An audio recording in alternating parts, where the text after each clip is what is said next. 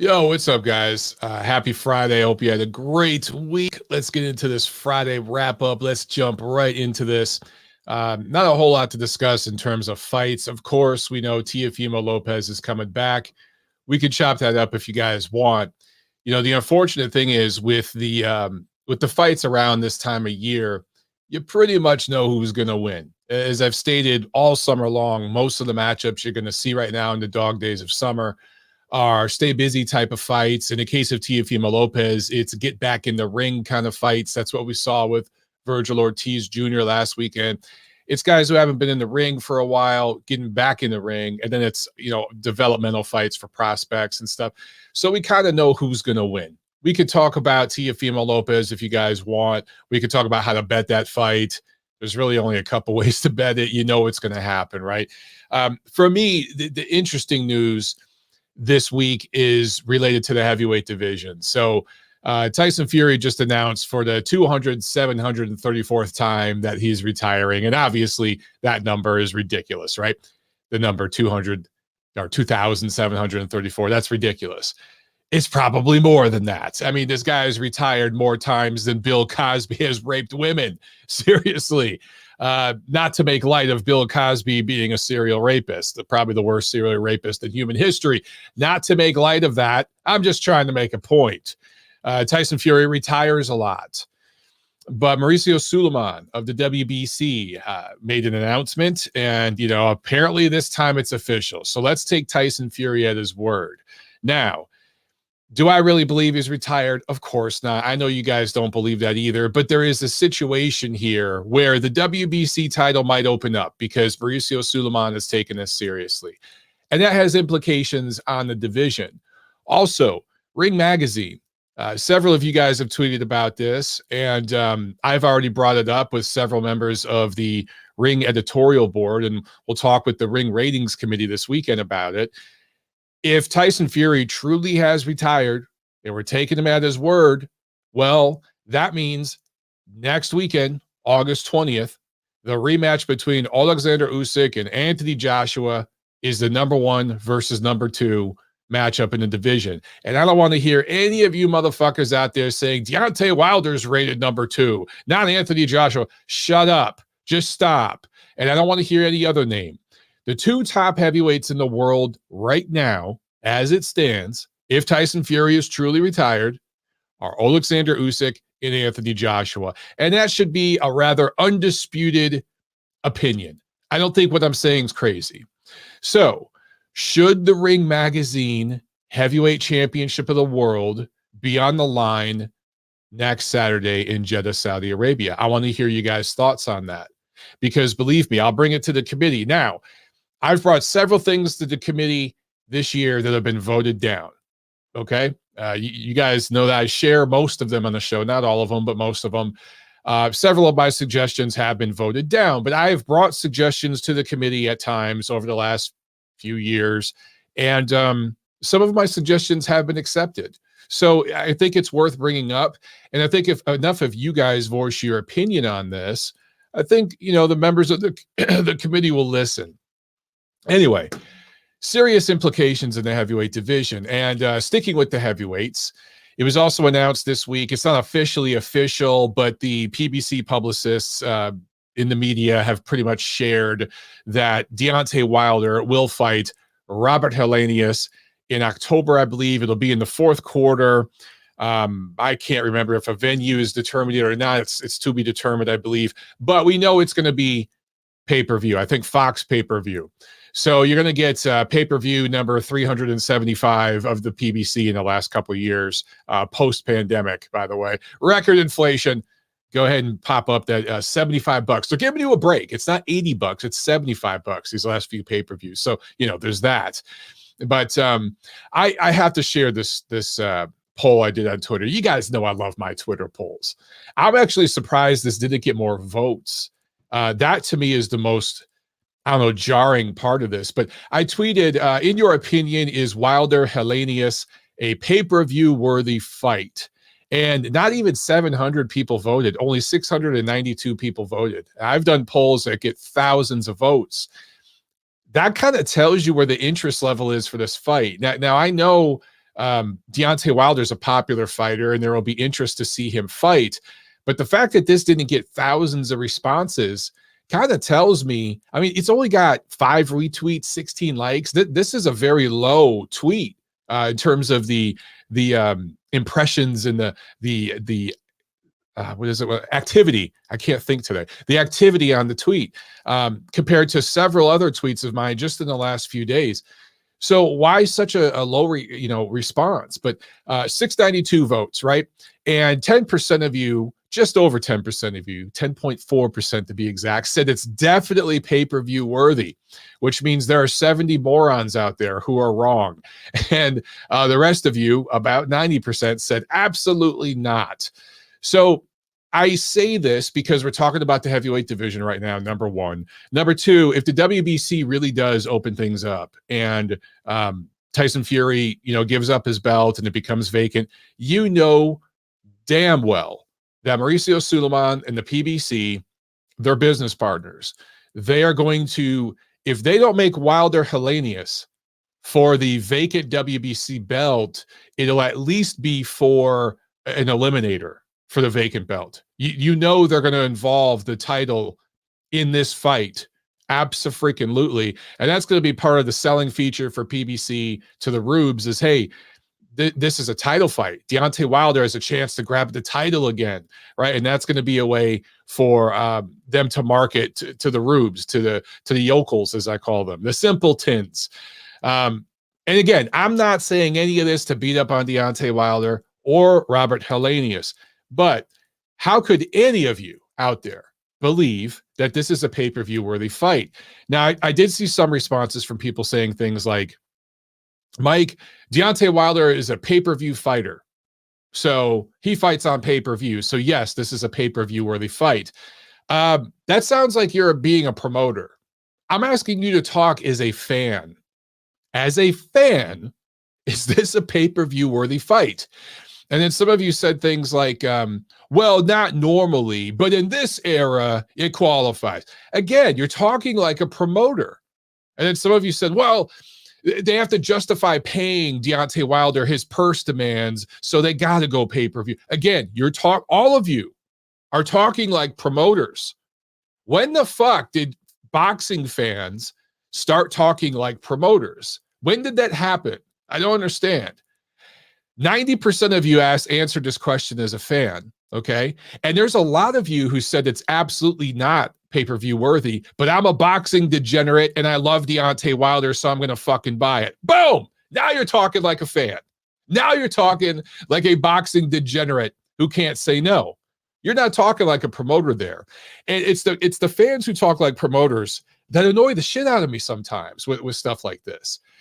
Real quick, guys. I mean, I don't have to talk about Deontay Wilder coming off 2 devastating losses where he was dropped multiple times, may have won 3 rounds total in his last 2 fights. If you go back to the 3 fights with Fury, in 3 fights, he may have won 8 rounds, 9 rounds, if you're being generous, right?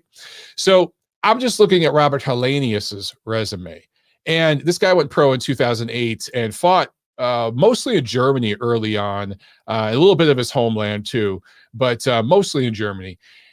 And he was seen as a legit prospect for a while. He was fighting guys who were like way past their prime, but who had names, right? He fought Sam Peter a few years into his pro career, Sergey Lykovich, Derek Chisora, even guys like Sherman Williams, Layman Brewster's in there too, guys that boxing fans know, right?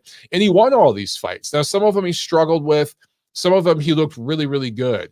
Then he went up against Johan Duapas in 2016 and was dropped twice in that fight and knocked out.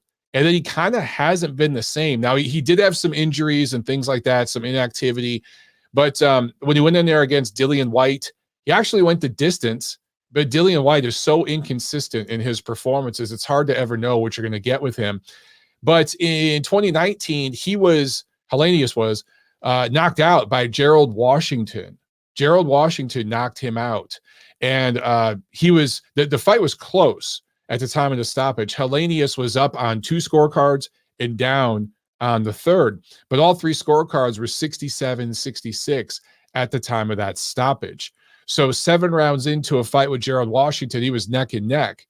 And you just don't think, if you think pay-per-view worthy top heavyweight contender, you're not going to struggle like that. No disrespect to Gerald.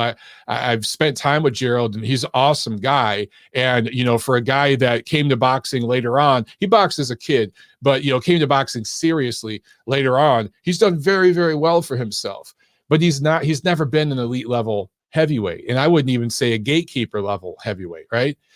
And just a few years ago, Helenius was knocked out by him. Now, that can happen in the heavyweight division. It happens. And to Helenius's credit, he came back from that loss to Washington, and both in 2020 and 2021, he fought Adam Kovnachi and stopped him both times. And the Polish kid was undefeated at that time. But we just saw what Kovnachi did in his last fight. So I'm not so sure I would rate those wins super duper highly.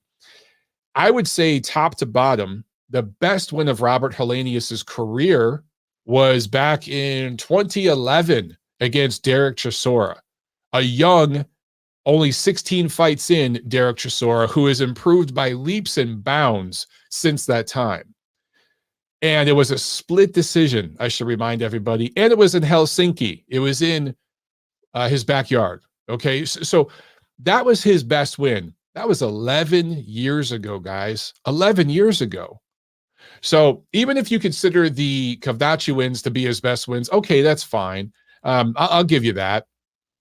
But still, Robert Helenius and everything, the Nordic Nightmare, he has made for some fun heavyweight fights, but he's straight up and down. He's wide open for right hands. And the PBC was grooming Adam Kovnachi for Deontay Wilder, right? That's the plan they were going for. Helenius messed that up, so now he's the guy in there. It makes perfect sense the way they market Wilder, why they'd have him fight Helenius. I get it. I totally get it.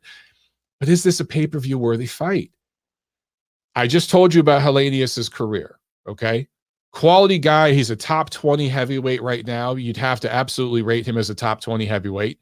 Hasn't fought at all yet this year. Has been sitting on ice, but neither as well. Wilder fought earlier in the year, but this guy hasn't fought at all. He's kind of been sitting on ice waiting for his opportunity.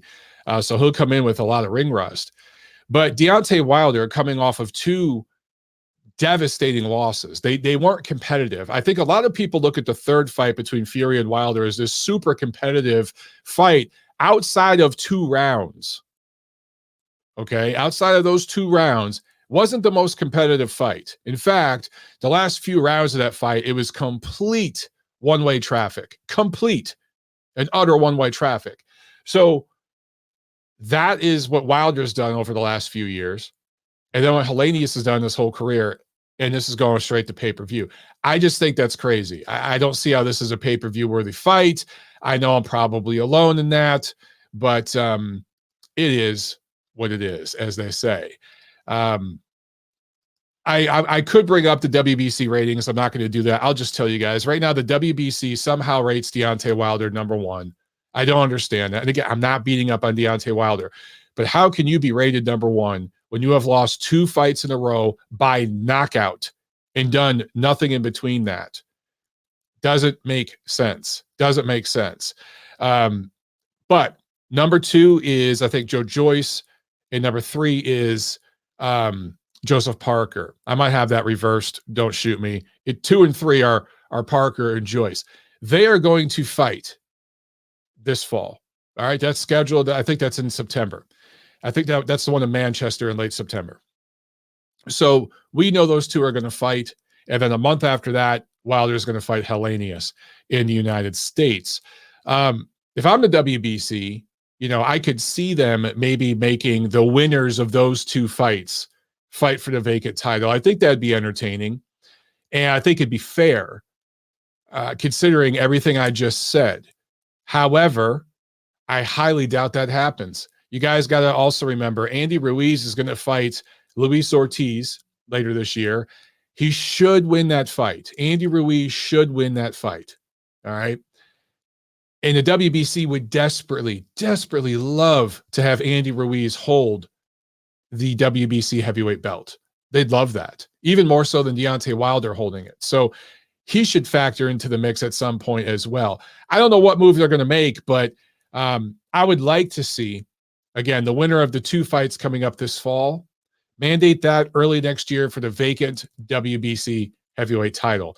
And it will likely be Wilder versus Joyce. I'm picking Joe Joyce to beat Joseph Parker. Much more competitive fight than Wilder Helenius. If Wilder has 2/3 left from what he had going into that third Tyson Fury fight, that's enough to beat Helenius and beat him by knockout in the first 6 rounds. And it's just a matter of styles. Helenius is right there for the right hand, and he's going to get caught with it. Bottom line, I don't see Wilder outboxing him or knocking him out with a body shot or something. It's going to be a big right hand, right? That's what Wilder does. And matchmaking for Wilder, you have to get him in there with guys that are going to stand in front of him with their head on the line, just like Luis Ortiz did and other guys. And just everybody who's fought except for Tyson Fury. So let's see that. Let's see those guys fight. But I want to hear you guys' opinion about the big heavyweight fight coming up in a week.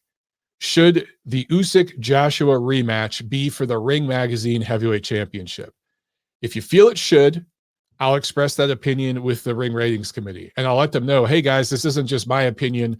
This is the opinion of my followers on Twitter. In fact, I could do a poll if I can post another poll right now. And I'll let them know that, I brought it on my show. And a lot of people on the show, on the chat said, yes, it should be. So that's pretty much what's going on. I could share my screen again real quick and just show you guys the fight card this weekend. It's nothing to write home about. And then we can jump to some calls. And we'll take a couple quick calls. I don't think we're going to have a super long show today. But I'm sharing my screen right now with the box rec schedule for the fight card this weekend. Saturday the 13th at Resorts World Las Vegas in Nevada, of course. And this will be on ESPN. Teofimo Lopez making his jump up to 140 pounds to fight Pedro Campa. I previewed this fight and this card on my podcast this week, and I didn't go into depth with all the bouts because, quite frankly, you kind of know the results of all of these. There really isn't a pick'em fight on this card. Perhaps the pick'em fight is Jose Enrique Durantes Vivas versus Eddie Valencia Mercado. That's a featherweight fight, 8-round featherweight fight that will be fairly competitive. I still think, who's going to win that fight. Pretty much every other fight on this card is going to be one-way traffic. Xander Zayas on the card. He's in there with a fairly experienced opponent that they're bringing, I think, from Mexico. And so that, he's going to get some rounds in. Kid's only 19 or something like that. So I'm not going to be too upset about this level of opposition for him at this time, but they do have to start bumping it up a little bit. But that's the fight card right here, guys. Obviously I like Teofimo Lopez and I like him to win big. And I like Zayas to win and win big. Both of them should win by knockout. Duke Reagan on the card, Troy Isley, several, the Olympians from the 2020 American Olympic team that Top Rank signed. Top Rank signed all of them. I really find that interesting that none of them went with PBC, Matchroom. They all went with Top Rank. So that's, in my opinion, very, very interesting. I think that the word is out, and a lot of these kids coming up through the amateur system know who develops prospects better than the rest. All right, let's jump on the chat real quick, and then I'll get a couple phone calls, I should say. I'm really having trouble thinking. This RBM guy, and I know he's probably an alt account, but he always comes on my videos and talks about the views on my YouTube videos. He says 951 total views worldwide. Progo has shown very little growth over the last few years. Then he says Ring should be embarrassed. Well, number one, moron, this isn't Ring's channel. This is my channel.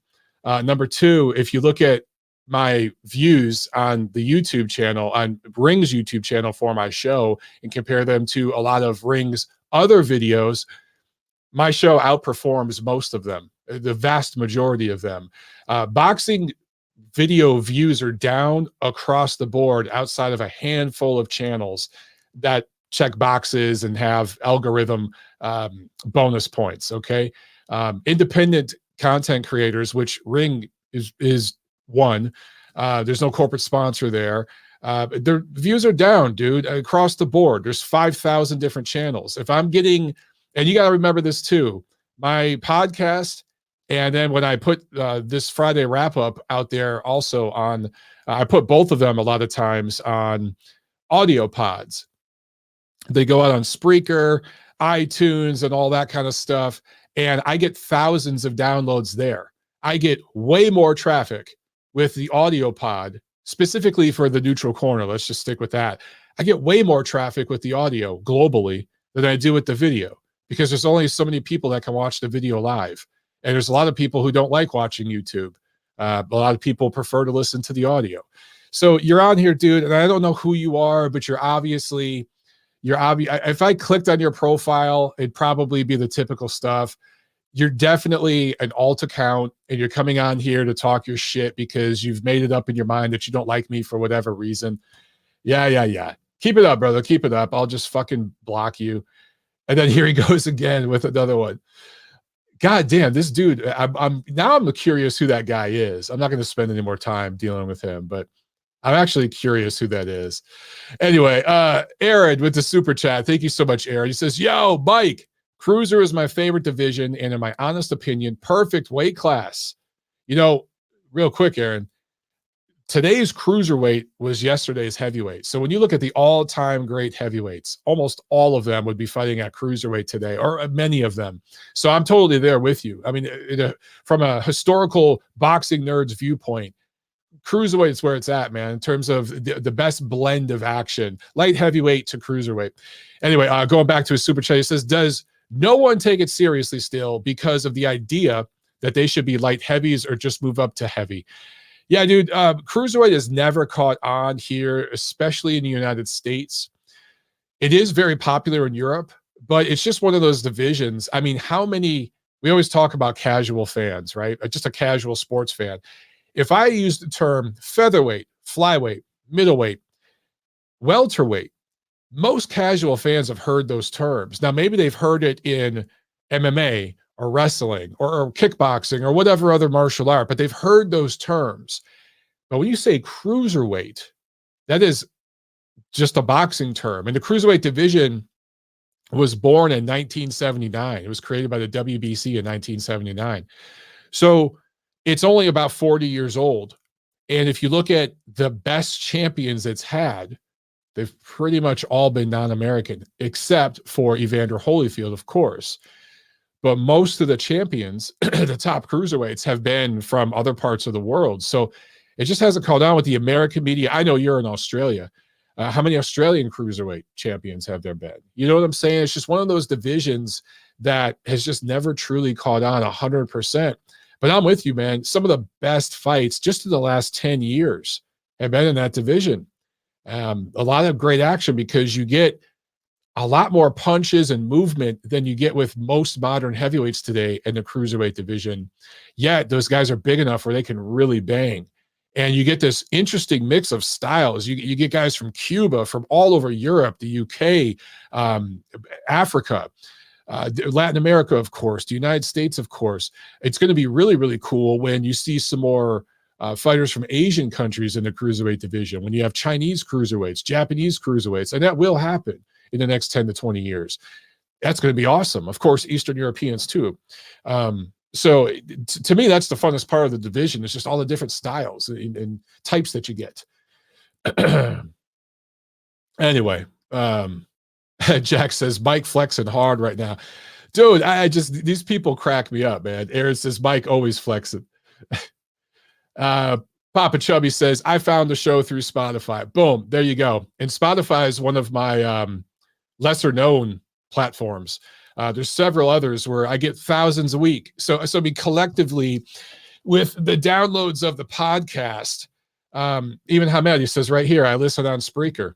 And then I got stuff like SoundCloud and all that.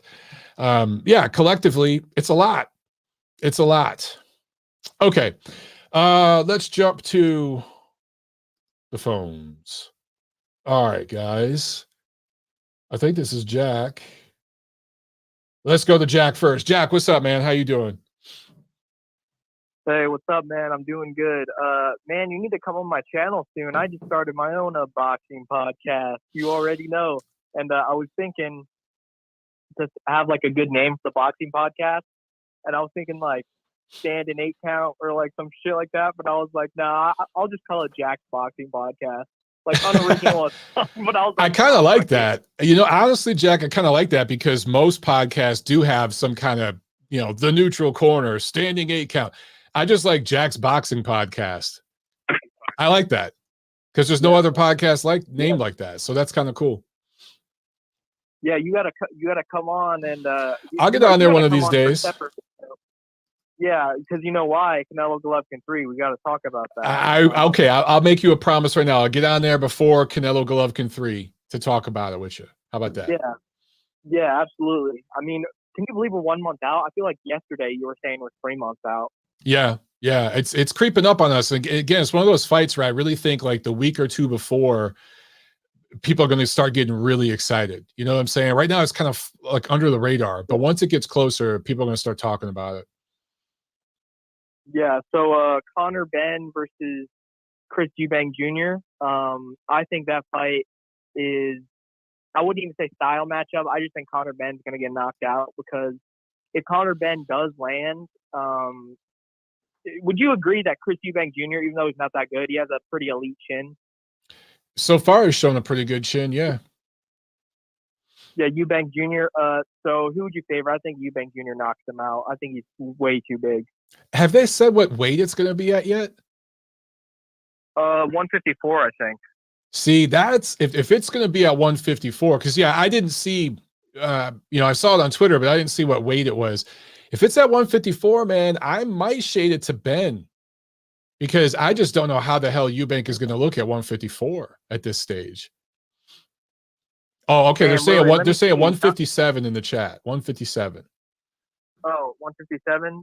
Yeah, Chris Eubank Jr. should be fine. He has all that whatchamacallit, weight. And dude, Conor Benn has no chin. Like he was hurt by So did you want to know the funniest thing that's happened recently though? Speaking of like chins, I was watching a fight with my dad, Gabe Rosado versus Beck the Bully, and I was showing him what a beast Beck the Bully is, and I'll get to him in a second. And then when Gabe Rosado knocked him out, he said, "Oh, he has no chin." I was like, "Fuck you mean he has no chin? If you get hit with a shot like that, Yeah, no human being is taking that shit. Fuck you mean no chin?" I was like, "Dad, fuck you mean no chin?" Like that, dude. You're just going to sleep after that. Yeah, nobody's taking that shot, man. That was like perfection. I'm just looking. I'm looking at Chris Eubank's record, by the way. He's never weighed less than 158, and that was in 2014. So I don't know, dude. The weight makes me wonder. But I'm with you. I don't know. Eubank can punch. He's explosive. So I'm not sure. I'm not sure on that one. He was very close to killing a dude, gave him a brain bleed before his dad was like, remember that? The Nick Blackwell fight? Yeah. By the way, UK boxing is like so different over there. Like it's a whole other atmosphere. Like there's so many British boxing fans like over there. Like it's completely insane. When I used to look into footage of like Conor Benn versus Chris Eubank, like no one talks about those guys over here. No one. Yeah.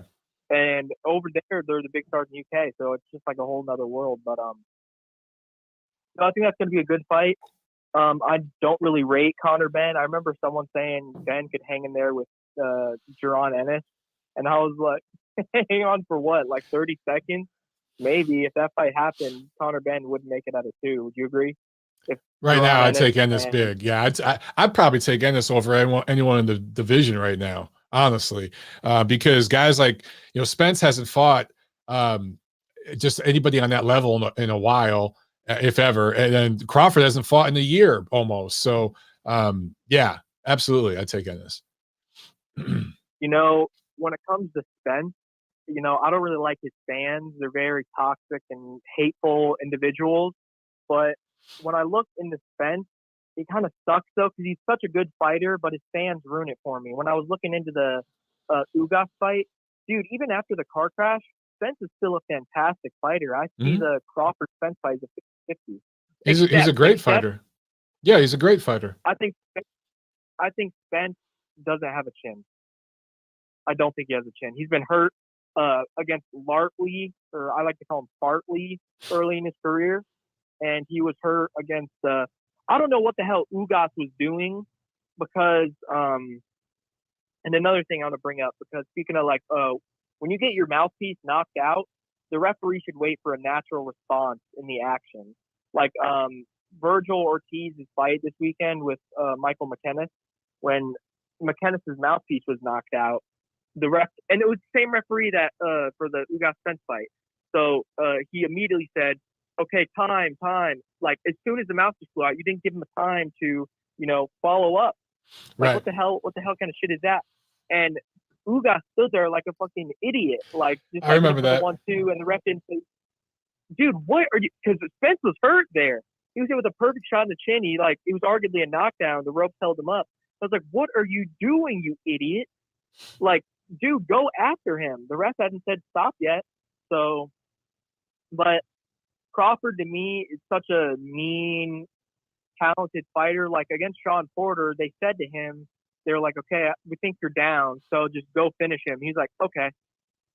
Fucking finished him in like 15 seconds into the next round. And that makes me think that Crawford really just cares about winning. He doesn't really care about stopping the guy. He would have been fine to coast to a 12-round victory over Sean Porter, but when they said, they were like, "Okay, dude, you got to go after this. You got to go for the knockout." He's like, "Okay, no worries." That's why Crawford's a really special fighter to me. I agree. And he's one of my favorites personally.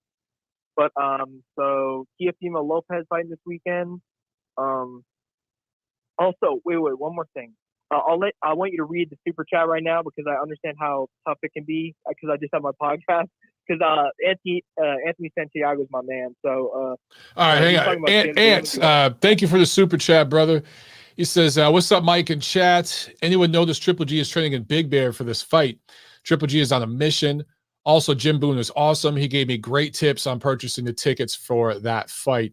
Yeah, so Triple G is jacked right now. He's jacked. He is going to be in the shape of his life for this fight against Canelo. And Jim Boone, friend of the show, we've been meaning to have him on lately, but there hasn't been a whole lot to talk about. We're definitely going to have him on before the Canelo Golovkin rubber match.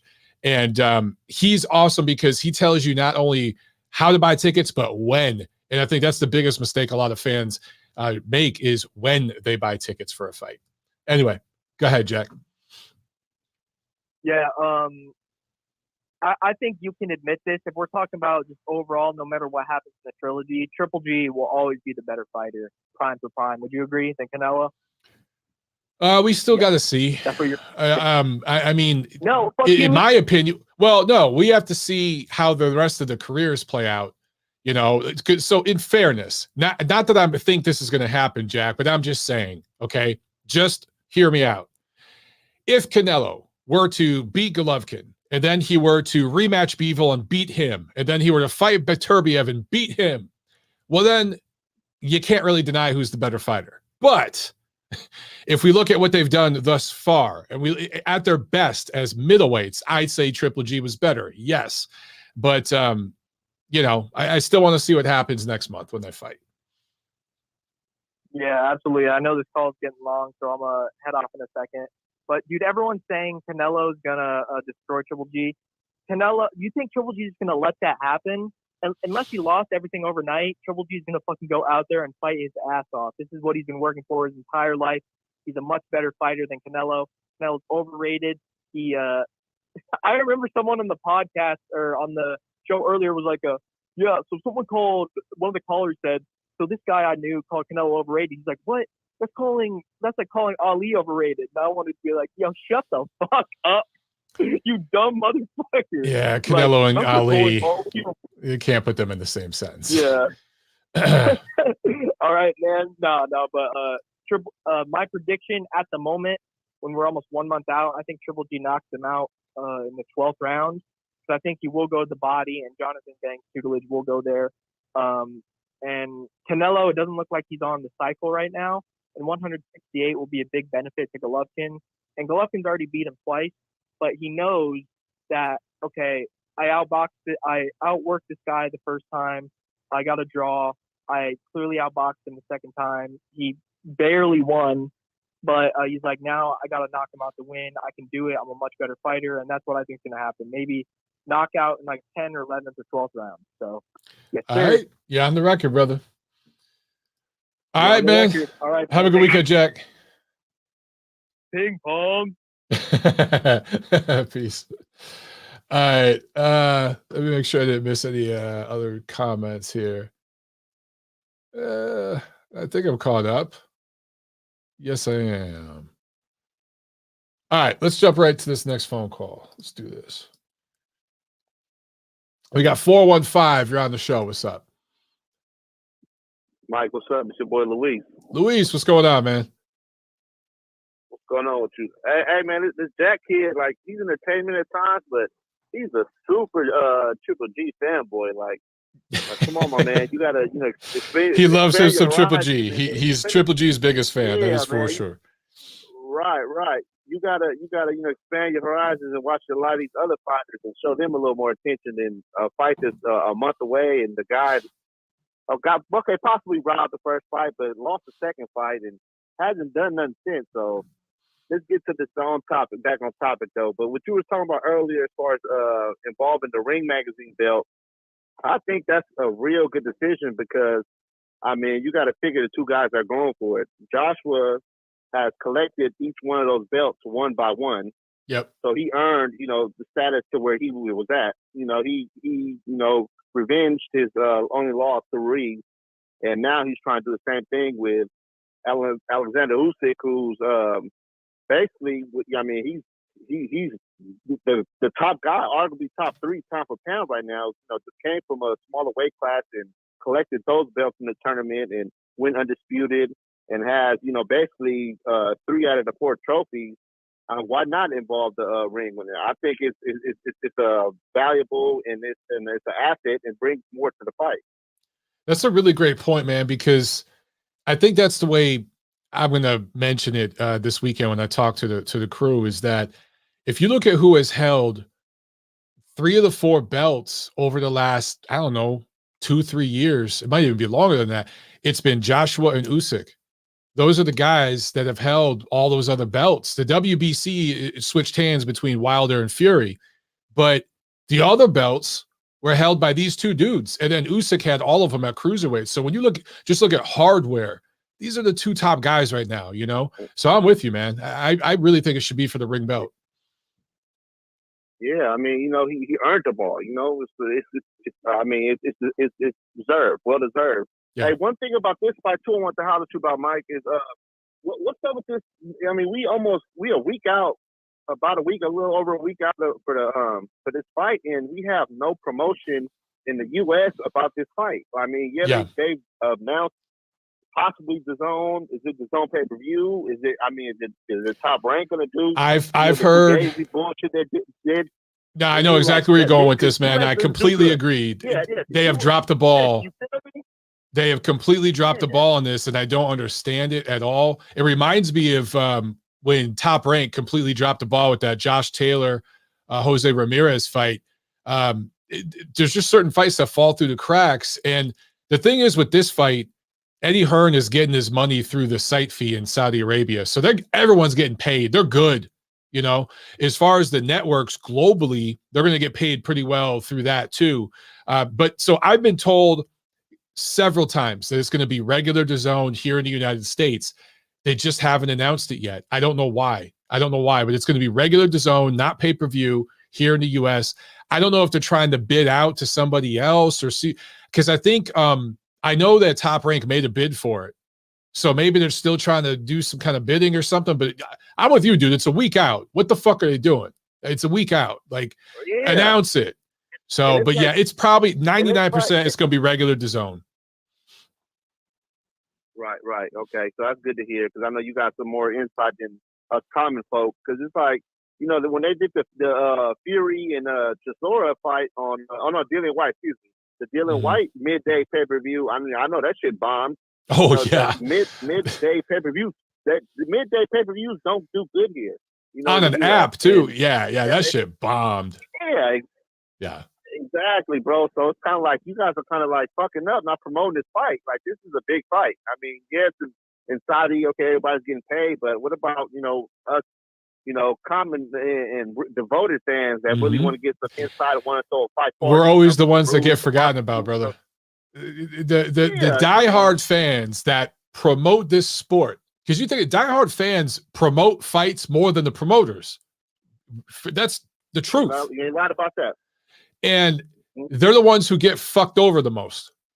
And this is a prime example of it. Like it's crazy that we're a week out and it's not official yet. Who's broadcasting it here in America? We know, again, I'm 99% certain I can tell you it's going to be DAZN, but I can't say 100%. That sucks, man. Right. And back on what you was talking, I'm trying to stay on the topic of all your little topics. I'm completely with you with the whole Wilder. How are you still ranked one when you got beat on the last 2 times and been inactive and contemplated, retirement, suicide, all this other bullshit, and you ranked number 1 when I thought Joe Joyce had already won that eliminator prior to this fight coming up with Parker. I mean, Joyce has a pretty good track record. I mean, the guy has beaten, worthy opponents. The old WBC champion that Wilder beat, Bermain Stavern. He beat Brian Jennings. Dubois broke Dubois' face with a jab the whole fight. Basically, Devin Haney'd his ass. The whole fight he jabbed his ass to death. Yep. Takam, which ain't, he's not, big time, but he's been in there with, he's a good gatekeeper. Joyce. Yeah, Joe Joyce deserves a crack at that belt. Like they're fucking him, man. And I completely agree. He's a UK guy. They're fucking him. He has a low, fight count, but the dude's legit, man. Like the dude's legit. He's fighting another ex-champion, a WBO champion, Parker. The one that he lost his belt to Joshua. Yeah, I 100% agree with you. If he beats Parker, that's a better win than Wilder's had in several years at this point, because the last 2-3 years, Wilder's only fought Tyson Fury. So I mean, beat on by Tyson Fury. That too. Yep. Yeah, man. Last little topic. I know I'm holding you up, bro. My bad. I've been waiting to talk to you. This Teofimo fight tomorrow. I've been listening to all these, interviews and and all these comments and all this. It's something about Teo that is not there, man. I don't know if it's certain. I think we talked about this prior a couple of months back, but certain fighters don't take losses well, and I think we're seeing this firsthand with Teofimo. Like, I can't think of the last boxer who had took his first loss and never was the same. And I feel like this kid psychologically, like, of course, he has the whole, had the whole promotion, the marriage problem, his health, but psychologically, I don't see it there for him. Like, and you got to also think about it, he basically fucked Top Rank with the whole, the Triller. Oh yeah, man, I forgot all about that. Holy shit. Yeah, Uncle Bob does not forget, man. It's the reason why he's been in business for so many years, and he's still, love him or hate him, you gotta respect him. He ain't forgot about that shit. So he's still, if he loses, I can see Top Rank dropping his ass quick. So, like, I don't know, maybe that's in the back of his head because he has to perform tomorrow, So, what is your assessment about that as far as how his psyche has been lately? Yeah, man, that's the only thing with him. Physically, the kid's got crazy skills, potential, talent. He's explosive. He's fast. I thought he showed a good chin. I know he got dropped against Kambosos, but to come back from that start and have Kambosos almost out of there, I thought showed something. Even though that was an off night, I think that he's got all the physical tools, but the mentals, I don't know, man. You talk about some guys never being the same after their first loss. Earlier in the show, I mentioned Adam Kovnachi, the heavyweight. Once he got knocked out by Hellenius, man, he completely regressed. Just totally, not that he was ever going to be this, champion or anything, but never the same. Who else recently? Damn, who am I forgetting? Gabriel Flores. Gabriel Flores is another one because he's young, right? Oh, yeah. Deontay Wilder, the only difference with Wilder is he's a grown man. He's in his 30s. So he's a little more mature, right? But you look at these young kids, man, it's tough on them. It's tough on them. Gabriel Flores, man, I don't know where he's going to go from where he's at. If Teofimo Lopez loses this weekend, that's it. I mean, his career's, I'm not going to say done, but it'd be rough. It'd be really rough. Hey, you got to think about it, just like I brought up to you, like Bob Ehrman has not forgot about how he backdoored him with that whole Trill shit going behind his back. With the there is that too. You know, Grandpa Bob, don't forget. Man, that's hell no. And I know that's like a big thing that's kind of slept on. I really ain't heard nobody talking about it, but that was one of my first things that came to mind. Like, now you go calling back to top rank and, this is the best platform, this and that. But when you left him for dead for your last fight because you wanted to get paid more money, that was sneaky snake shit. So we're gonna see, man. We're gonna see. But I appreciate your time, Mike. You have a good weekend. I'm gonna catch you on Monday on the update, man. On the all right. Channel. Thanks a lot, brother. Have a great weekend, man. You too, man. Thank you. All right. There's Aaron with a great point. He said Jorge Linares had 3 shitty losses early on, and he had a great career. There you go. I mean, everybody has different mental state, a different emotional state. I mean, some of these guys, Bernard Hopkins is a great example, lost his pro debut. I mean, there's guys out there who have lost their pro debut and gone on to have amazing careers. So, let's give Teofimo Lopez the benefit of the doubt and let's see how he looks. I don't like the way he has handled that loss to Kambosos. And I don't like the interaction between him and his father. I think that's really, really poisonous. There's things I know about him and his marriage that maybe isn't public information, so I won't share it, but it was not good from the jump.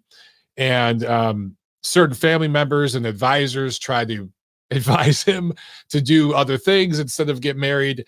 He did what he did. All that set him back. Some of the worst things a young fighter can do, and this is going to sound, I don't mean to sound sexist, but I've seen this happen so many times. A boxer who starts out single, goes professional as a single guy and has success, then gets married, it can really change a fighter. Sometimes it changes fighters for the best, but I've seen it a million times, guys. After a dude makes a little bit of money, then he gets married. After a dude wins a belt or something like that, gets a little notoriety, then gets married. Or as a kid, it tends to not go well. I've seen so many cases of that. Dudes who go pro and are already married, already got kids, that seems to go just fine. Guys who get married real late in their careers when they're mature, grown men, that seems to go fine.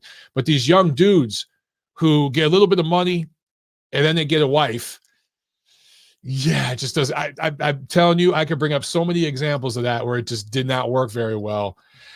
Super chat from Sam A. Thank you so much, Sam. He says, Canelo 48-4 body shots in the second fight with Golovkin. Triple G will not risk body shots getting caught by Canelo uppercuts. That's why he won 7-5. I see same results. Yeah, real quick, everybody remembers you were there, Sam. You remember my ranting and my raving with Oscar De La Hoya and Bob Bennett after the first fight. After the second fight, I was at the presser, and it was Tom Loeffler's turn to start, taking questions from the media. And he saw me in the back because I sat in the back. I didn't want to sit up front and all that. I kind of wanted other people to go first, but he pointed to me first because I think so many people remembered what happened in the first fight. But I think it surprised a lot of people because my question to Golovkin and Abel Sanchez, because he was with Sanchez at the time, was why didn't you go to the body more? That was my question. I noted, I didn't give the actual stats, but I noted that Canelo went to the body, and I don't remember exactly what I said, but it was basically like, why didn't you guys go to the body? And that's when Golovkin started answering questions in Russian and through his interpreter. And it was more or less kind of the cold, canned responses. It wasn't the guy that we had seen before up to that point. And the guy that I had talked to, like off camera and stuff a few times, I've been lucky enough to do that with Golovkin and his team. So I noticed that too. And it was smart for Canelo to do it. However, Sam, I will counter your point with this point. Look at the jab numbers. Look at the jab numbers of the second fight. Golovkin jabbed the living shit out of Canelo. He did in the first fight, but it was even, I think, more wide, the disparity in the rematch. And jab should count too. Jab should count too. So yes, body punching matters. It absolutely matters. And it's not at all scored in the amateurs pretty much. But in the pro game, it really does matter, especially in a 12-round fight. But so do jabs. And if you look at the jab category, Golovkin blasted Canelo. So I don't think just because Canelo landed more body punches, that means he necessarily won the fight. It goes both ways. But I agree with you, dude. That fight was close, 7-5 either way, 6-6 draw. I'm good with that. Oh, boy, we got a bunch of calls. Shit. I don't know if I'm going to get to all these guys. Let's get to a couple UK calls. Let's start with 787. You're on the show. This might be Hamed. What's up? How you doing? No, it's not Hamed. It's Justin calling from the UK. Justin, what's up, man? How you doing? Good. I'm very good, thanks. Happy Friday. We're just trying to keep cool during UK heat wave number 2 at the moment. Yeah, man, it's been a hot, humid, sticky, nasty summer, and I am ready for the fucking fall. Please. I know what you mean. Now, I'm sat here with I actually have to turn the fan down because it might interfere. But yeah, it sounds like you're in a wind. It sounds like you're standing on a flagpole. There's a lot of wind. I'll switch it off. Actually, okay. I'll switch it off. I just had I'm a second-time caller, actually. It's nice to be able to actually catch you live for once, because I'm normally happy to catch you on demand. But yeah, just a few points I wanted to touch upon. I mean, first of all, yeah, completely agree with the previous caller, Luis, was it, about Usyk Joshua rematch. Yeah. I mean, absolutely, this should be for the ring title, I think. I mean, anyone who's been following boxing for a while, you just take what Tyson Fury has to say with a massive pinch of salt. We just, 1 minute he's retired, he's not retired. Next he's fighting for £500 million.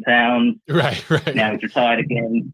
It's just, it's kind of regrettable that a lot of mainstream news organisations, they basically just report what he says, pretty much as fact, without sort of any context, and drives me crazy. It's a bit of a farce.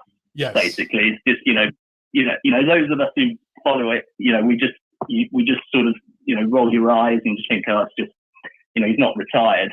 But frankly, yeah, it should be for the ring title, and perhaps we should take him at his word.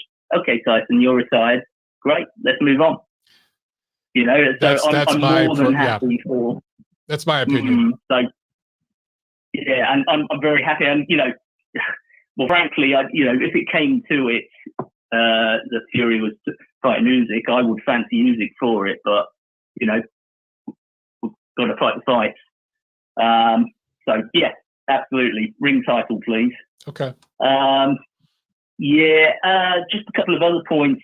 I saw this week, have you seen Williams Zapata and Jojo Diaz has been announced? For later in the year. That's a nice little fight, isn't it? Birthday, actually. Yeah, and I don't know if you remember, but I called in a few months ago. We talked about Zepeda, yes. And the reason you might remember it is because you got taken offline for a few, because I think you showed some DAZN highlights. Oh, it was that week. I remember that. Yeah, I remember that. Those bastards. Yeah, sorry about that, Mike. But no, that's a really. I saw that as that's a really good fight in terms of styles, and basically, a step up. We're going to see if the Vader's actually good enough. I think that's a sort of a really good step up. To get him into potentially a sort of title contention. Wouldn't mind your thoughts on that one. Yeah, I pretty much see it the same way. I mean, Joseph Diaz Jr. has kind of turned into, I don't want to call him a gatekeeper, but he's one of those guys. If you're a special fighter, if you're an elite level fighter, you're going to beat him. He's going to give you hard work. He's going to give you tough rounds, but he'll come up just short against the absolute elite, So if Zepeda is that guy, We'll find out. We're going to get some questions answered in that fight. That's why I really like that matchup. Yeah, I mean, it seems that I'm not a cheerleader for any of the for the promoters, but it seems to be that is it Golden Boy that promote those guys? I think so. Yeah, I think that is a Golden Boy fight. Yeah, I mean, it seems like they seem to know what they're doing with the matchmaking here because, well, we've seen it with a few others, but I'm high on him basically. It's just the exciting style, but he seems to. I think he could be, if he gets an opportunity, I think he could get a belt basically. Absolutely, yeah. I mean, at this point, it's going to be an interim belt or something like that. But he looked good against Rene Alvarado. That was a competitive fight, but it was a learning on the job kind of a fight. Where he got 10 good rounds in. I expect Joseph Diaz to give him an even better challenge. But there's a lot to like about Zepeda. He's still young. He's 26 years old, southpaw. He could do a lot of different things. He's still learning. And I want to say he's had a few fights in America. Yeah, I'm just looking here. He's fought in LA a couple times, in and around Southern Los Angeles, or Southern California, the Los Angeles area. So Golden Boy, his management is building up a brand there in that area, which is smart, really, really smart. And Joseph Diaz Jr. has a name in that area. That's where he's from. So this one makes a lot of sense. And it's going to be in Indio, which is maybe an hour and a half or so east of Los Angeles, maybe 2 hours. There's going to be a lot of fans, traveling from LA and different parts of the Southern California for that fight. It's going to be a good crowd, good atmosphere. I'm looking forward to it. Yeah, no, me too. He's I think one thing I noticed about him as well, he's I don't know if there are many other fighters like this apart from possibly Winky Wright, but he's southpaw, but I think his dominant hand is right hand. So he's one of those guys like Miguel Cotto, and guys that switch it. Basically, his jab / hook is just the power shot. Yeah, I like that. There's an increasing number of fighters that do that, and it works. If you can master it, it really works. Right. And yeah, cool. I guess final point. You briefly talked about Conor Benn and Eubank Jr. I mean, this fight, I've sort of in two minds about this fight because it's not the top level, to be frank, given where they're at in their careers and given the levels. But that said, in the UK, it's going to be a massive fight just because of the name recognition. It's going to make a lot of money and it's going to get a lot of eyes on it. But I think I'm a bit confused on this in terms of from the Conor Benn camp. Why have they, apart from perhaps the obvious answer, i.e. money, why have they gone for this given his, recent career trajectory? Because, he's been a massively improved fighter over the past few years. Probably, I'd say legitimate top 10 now, sort of on the path to that, getting a proper title shot. And this just seems like an overly, perhaps a risky move in terms of, could that massively derail, the future plans to be, if you want to be a legitimate champion, or even get a belt. It just seems, it's not quite sort of Amir Khan Canelo jumping sort of risk, but I just can't quite sort of see what the thinking is here, other than it's a big fight. It's a lot of money. Perhaps I've answered the question. Well, that of course it is prize fighting. That's the biggest reason. But I think if you're in the Conor Benn camp, they're looking at this like they can't lose, because if Conor Benn gets knocked out in this fight, if he's at all competitive early, but then gets stopped, let's say in the middle rounds or something like that, they could say, well, he's 2 weight divisions, 3 weight divisions higher than me. So it's almost, it's almost when Mikey Garcia fought Errol Spence a few years back. Everybody wanted to see Mikey Garcia fight Lomachenko. But if Lomachenko beat Garcia, which he probably would have at that time, that's a guy who's actually smaller than Garcia naturally beating him, right? But against Spence, nobody held it against Garcia that he lost against Spence. Nobody held that against him. Now, of course, I'm not trying to compare Ben and Eubank to those fighters because they were far more accomplished at that time. But I think it's a similar situation here where you can go up, you can make some money. If you lose, well, hey, all the pressure's on Eubank. He's the bigger guy. He's supposed to win.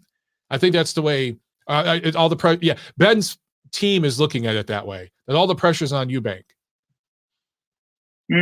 Yeah, that's a fair point. But and it will be a very popular fight. Certainly, it's going to be huge.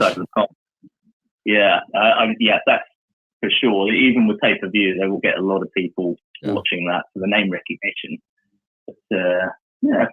Well, I think that's all I've got, Mike. I'll try and call in again a little more regularly. But thanks for your time. Good. And keep up the good work as usual. Thank you, sir. Have a great weekend, brother. Yeah, you too. Thanks, man. Bye. All right, I think there was a super chat.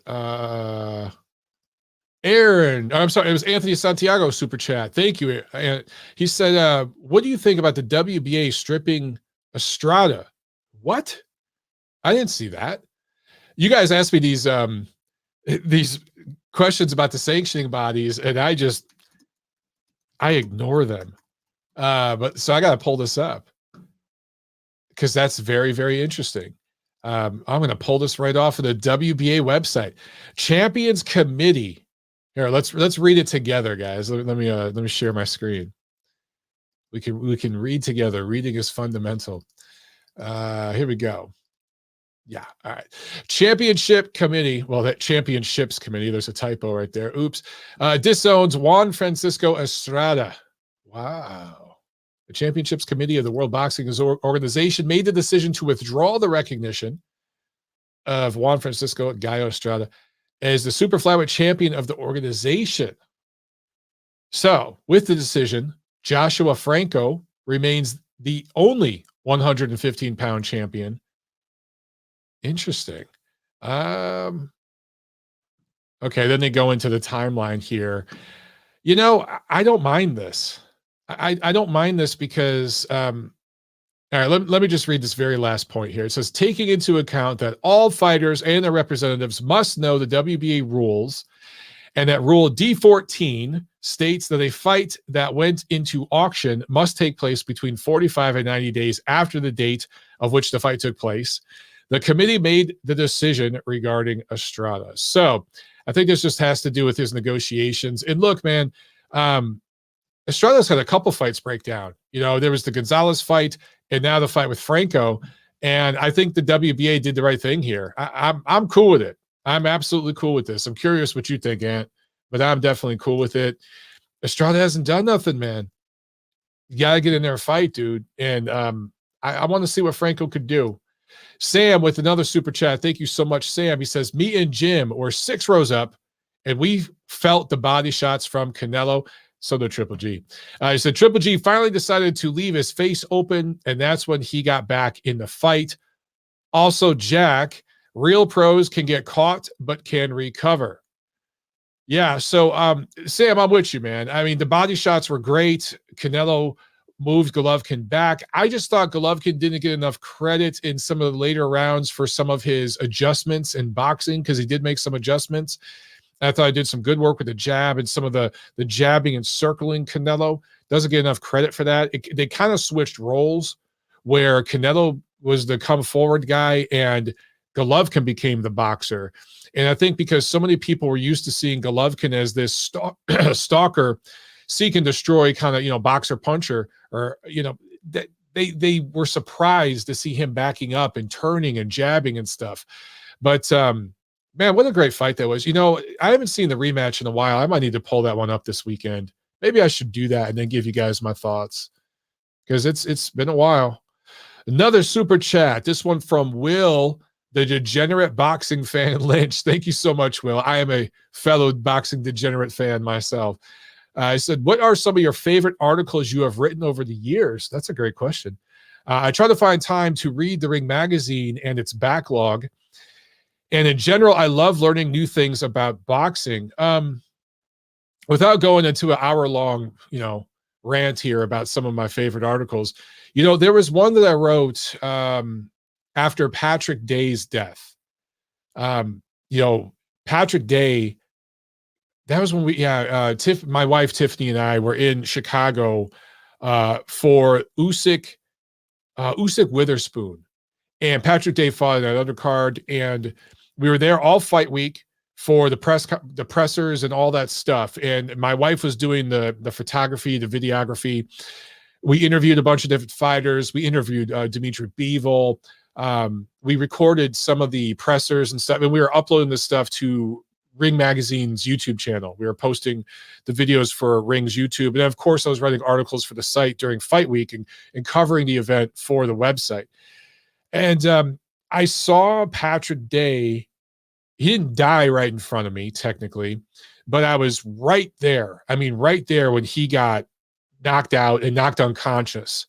I witnessed him lose consciousness, and he never regained it. So did I see him die? No, but I saw him lose his life, essentially, you could argue, right in front of me, a couple rows back. And he was taken out on a stretcher and wheeled right by me. I mean, on his way out, when the paramedics took him out. It was very, I don't even know how to describe that experience. But I wrote an article about that in Ring Magazine, in the actual magazine, not the website. And several people from Patrick Day's team reached out to me after that and said that they had read it and thought that I did a good job. It was one of those times where I hope I do a good job here. I hope I do a good job. And they told me I did, so that made me feel good that I honored his memory.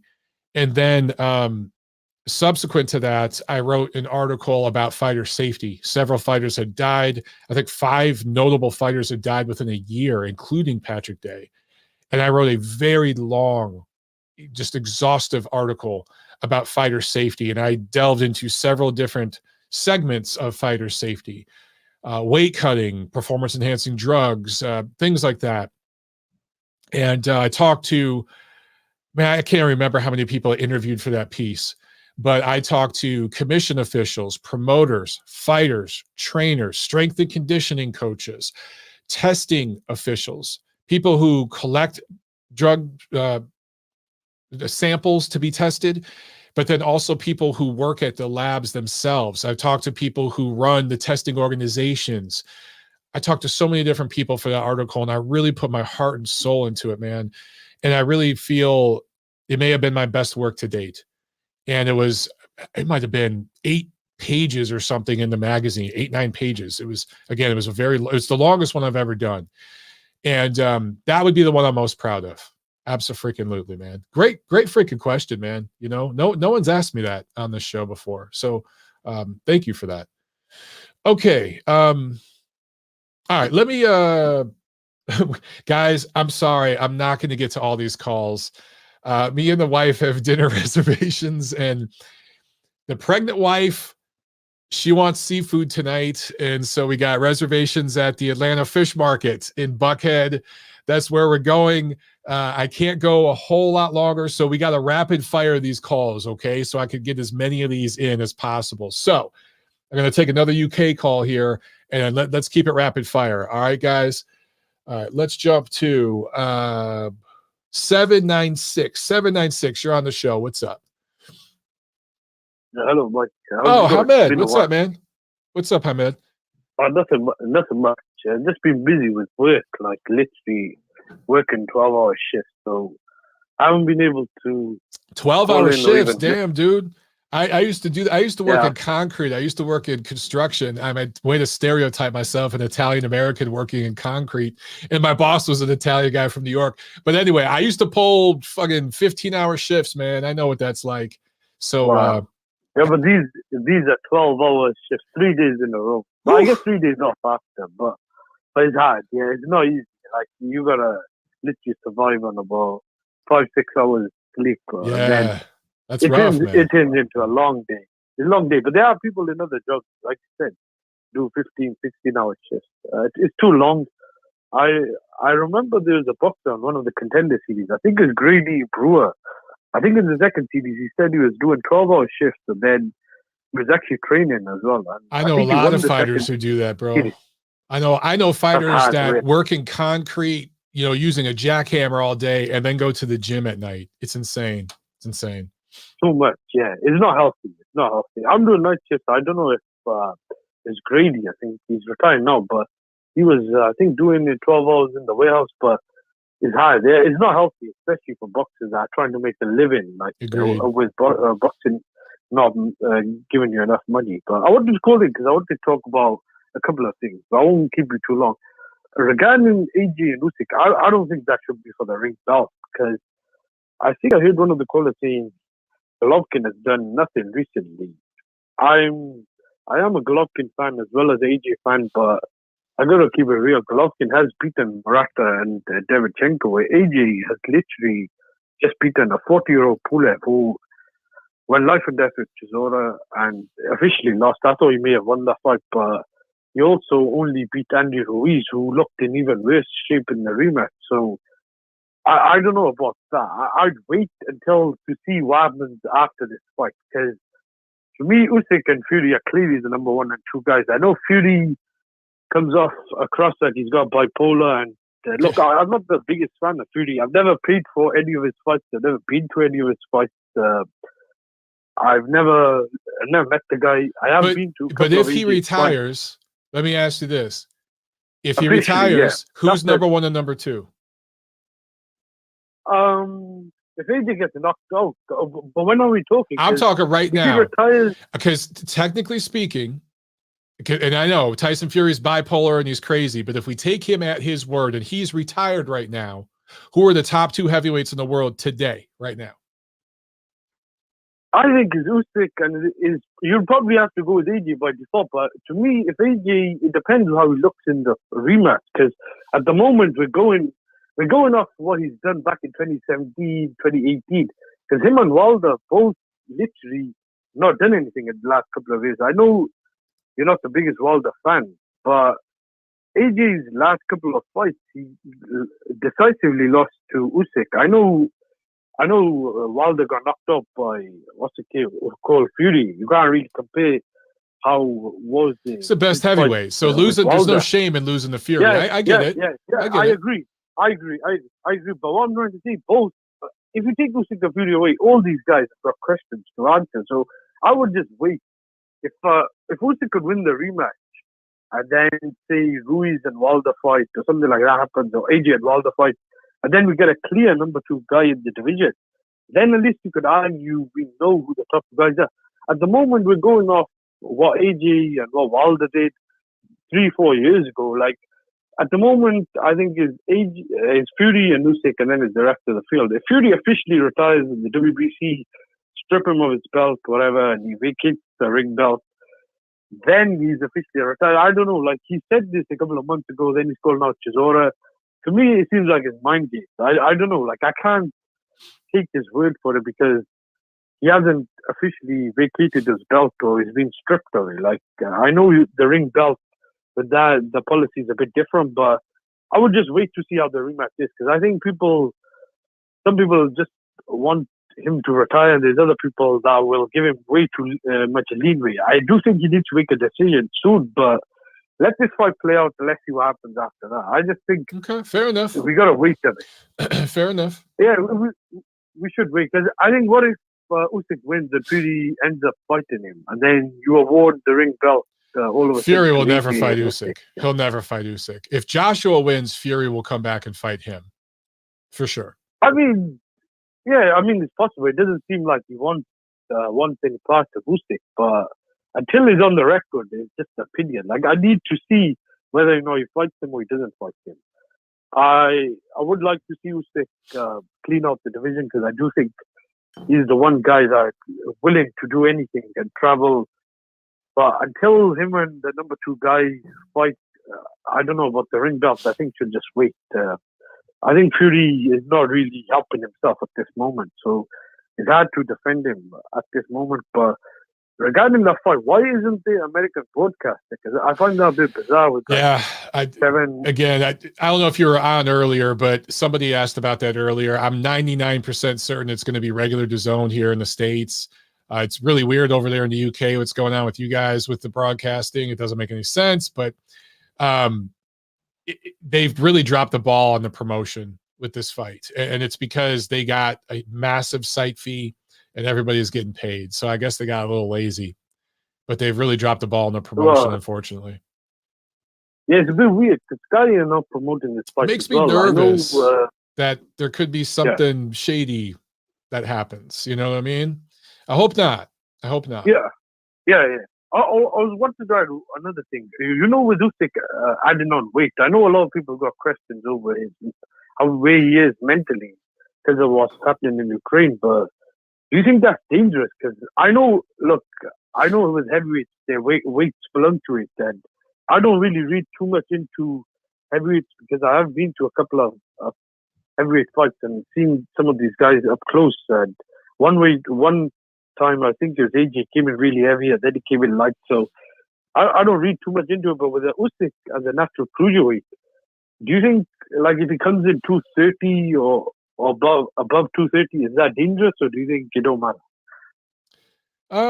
If he comes in at 240 something, obviously that'd be too much. But I think he'll come in even a little bulkier than the last fight. That's what I expect. I heard some things early on in camp that I didn't like from Usyk, but they delayed the fight a little bit and he got some things ironed out and he's actually looking really good right now. I expect the best Usyk in this fight. I really, really do. But you got anything else, man? Yeah, I should jump to these other calls real quick. Last thing, sorry to give you all that. What about the weight? Not the weight. I mean the condition, the humidity. Do you think that could affect either guy? Because AJ has gassed out in a lot of his fights with Usyk. I don't know if he's trained or acclimated to that climate because it could be around 40, I don't know, degrees. I think that's Fahrenheit. That's like 90 something degrees. But I know they'll fight in the night, but that could be really humid, like in those conditions, fighting in that condition. That's an interesting point I hadn't considered. It would really depend on where the guys are training. That might actually benefit Joshua because is Joshua training in London or did he actually come out to Cali to train with Garcia? He does train in and out. I think it was London, but he does go from time to time to Dubai. I don't know if he has had a training camp there, but yeah, he does go to Dubai. I think he'll be fine with the climate, but with Usyk, I don't know. He's a Ukrainian guy. You know, they don't know what humidity is in Ukraine, so that could get interesting. But the guy has a motor on him. He has fantastic stamina, as you mentioned. It's Joshua with the stamina issues, and I expect AJ to start fast in this fight. So the question is, what happens if it goes into the later rounds? Can Joshua handle that? I'm kind of curious to see what Joshua weighs in at. I think AJ's best chance is the first 6 rounds. I think if AJ targets the body, he could break him down. But I think if he leaves himself too open, I think Usyk can counter him and get him out. But I do think Usyk just needs to do what he did in the first fight. And I think the KO will eventually come. I don't think you want to go looking for a KO against a guy like AJ. So I think if Usyk is half as good as he was in the first fight and mentally he's thereabouts and there's no problems, he should win the fight. But I don't think it's going to be a blowout like some people are. I do think there could be some scary moments. I completely early agree. on. Thanks for taking my call. I'll let you get to other people. All right. Thanks, Ahmed. All right. Nice. All right. We got a couple super chats here. Chris James with the super chat. Thank you so much. He said, I just bought tickets for Joyce Parker in Manchester, UK. Rooting for Joyce, but have always liked Parker. Great crossroads fight, I think. Any thoughts? Chris, enjoy that, man. That's going to be a really, really fun heavyweight scrap. These two guys and the way that they match up in the mentality of both men, I think they're going to work really well together. I think you're going to have a fight that at times might be a little laborious, a little slow, but I think you're going to just see bombs. I like Joyce in this fight. When it was first announced, a lot of people thought Parker would win because he is more experienced, and I understand that. And he's certainly, on paper, you can see that. But there's just something to Joyce. He's just won me over with each fight. He's heavily flawed. Don't get me wrong. You can hit the guy with blindfolds on. You can hit the guy, okay? But Parker just isn't busy enough. He doesn't have a finisher's mentality. He's not an explosive puncher. He's a heavy-handed puncher, but he's not explosive. I think Joyce is going to have enough. He's going to learn a lot in this fight and win. I think it's going to be a fun one, man. I'm looking forward to that one. I love heavyweight boxing. I do. In heavyweight boxing, a lot of fans don't understand because the pacing's different. Fans get frustrated when they see holding and grappling. That's part of heavyweight boxing. These guys take 2 steps. They make 2 moves, and boom, they're on top of each other, right? They're not featherweights. So it is different. The style is different, but I enjoy it. And I hope you love that one, man. I hope you have a really great time because that's going to be fun. And we got another one from Papa Chubby. Thank you so much. He says, do you like Chris Colbert versus Frank Warren? Yes, I do. Is that official? That's not official. Is it? Is it? I got to look that up. There we go. Boom. Let's look this up. Okay, yeah, that's not official. But yeah, I would love to see that. That'd be a fun fight. Do it. And I saw that you were going to call in, Chad, but you dropped. I'm sorry, man. We got too many calls today, which is great. It's interesting. There's some of these shows where there's really not a whole lot going on is when I get the most callers, which is a great problem to have. And I know some of you guys don't like some of the callers, or you think some of the callers are too long. Guys, we just go with the flow here. I appreciate all of you for listening in. Okay, let's jump to one more. And then, man, I saw CJ dropped. A couple of you guys dropped. I'm so sorry, man. CJ with the super chat. I saw you were on hold. You said dropped out of the call queue, but great show, guy. Happy pregnant wife, happy life. Stay safe out there, MOB crew. Thank you so much, CJ. A couple of you guys I saw drop. I'm sorry. We just had too many calls today. But thank you for your support, and thank you for calling in. We're going to take one more call, and then we're going to call the show. All right, guys. Let's go to Nacho. Nacho, what's up, brother? Hey, what's going on, Mike? So it looks like Leo Santa Cruz and Lee Wood is official from what they reported today. Do they have a location? I'm glad to see that fight is going to happen. No, it didn't report the location. It just said that they made an agreement, but it didn't specify anything as far as where the fight was going to take place or any of that stuff. But I'm just happy it actually is going to happen. I thought for a second that Santa Cruz might actually just drop the belt and move on and not actually face him. But yeah, I'm glad it's happening for sure. And then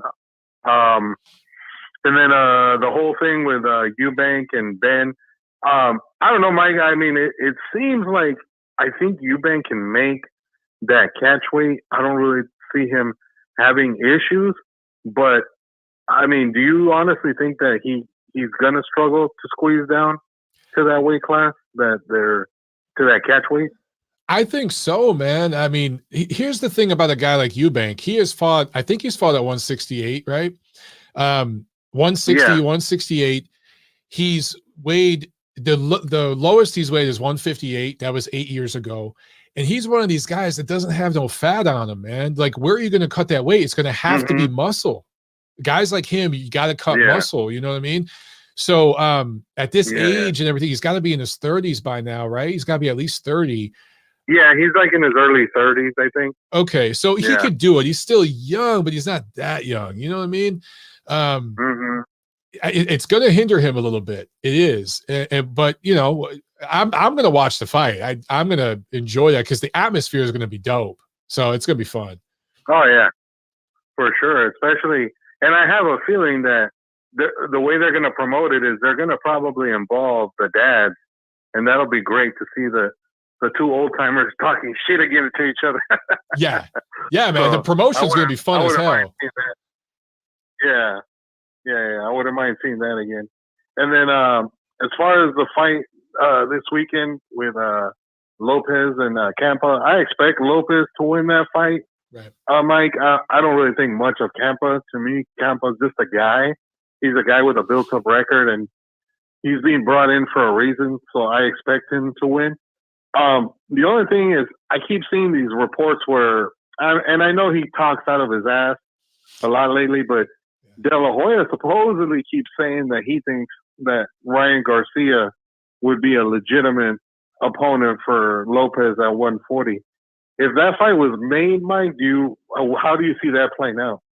Man, that would be a good one, dude. If it actually could happen, I'd want to know a couple things. Okay. Yeah. What location? They're going to do that in LA? They're going to do that in Texas? Is Ryan Garcia going to go to New York?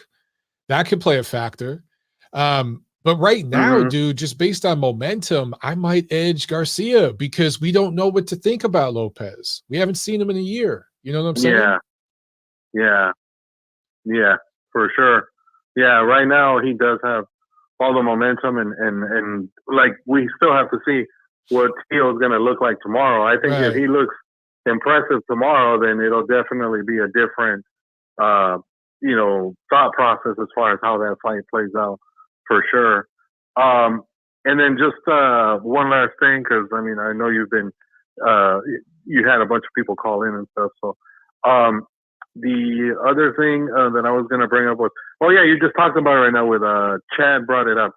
He mentioned that Frank Martin might be fighting Chris Colbert next. The only thing was I had read on Boxing Scene, I think it was a few weeks ago, that they'd actually rescheduled the fight with Frank Martin versus Ricardo Nunez. So now I'm kind of surprised that they're talking about. I'm surprised that they're talking about bringing Colbert up to 35.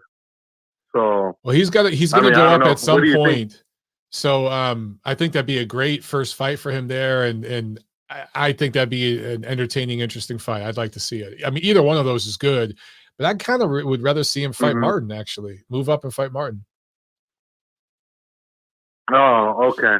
All right. Yeah, I don't mind either fight, to be honest. I think Nunez could be a solid test, but maybe Colbert moving up to 35 would legitimately, give him a better, give him less problems moving up to 35. Yeah, that too. Because it seemed like when he last fought at 30, he looked like he probably struggled to squeeze down to 30. So maybe moving up to 35 might be the right move. So. I think so. All right, Mike. That's all it was. Yeah, that's my call. So I'll talk to you next week. All right. Thanks a lot, Nacho. Have a good weekend, man. All right, man. Yeah. You too. There he goes. And then we got another super chat from Sam. Thanks again, Sam. He says, Teofimo Lopez weighed 138 today. He looks great. Yeah, look, I'm expecting and hoping for an explosive, I'm not going to say breakthrough performance because Tio already broke through, but just an impressive performance. This debut at 140. Top Rank knows what they're doing when it comes to matchmaking, and they pick this guy for a specific reason. I expect Tio to look really, really great tomorrow, and then it's going to change people's minds about him. So we shall see. All right, guys. Great show today, man. And for all of you that were on the line and had to drop, I am so sorry. Can't get to them all, man. Can't get to them all. I wish I could chat for 3 hours with you guys. That'd be great. Have a good weekend. We'll chop it up Monday on the Neutral Corner. And until then, enjoy yourselves. Peace.